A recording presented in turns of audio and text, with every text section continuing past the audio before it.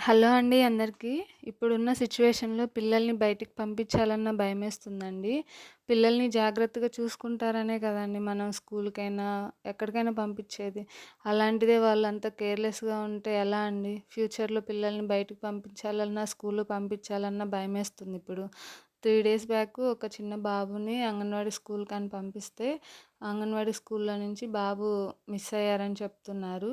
Miss అయిన బాబు తర్వాత 3 days తర్వాత ఊరు చివరున్న పొలాల్లో చనిపోయి కనిపిచ్చారండి.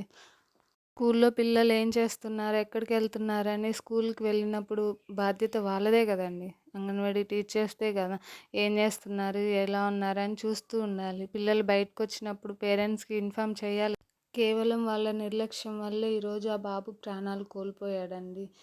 ఒక్క ఒక్క ఇన్ఫార్మ్ చేసుంటే ఆ బాబుని వాళ్ళు అప్పుడే చూసుకునేవాళ్ళు కదా! ఎక్కడున్నారో తీసుకొచ్చుకునేవాళ్ళు. కేవలం వాళ్ళ నిర్లక్ష్యం వల్ల ఆ చిన్నారి ప్రాణాలు కోల్పోయాడండి.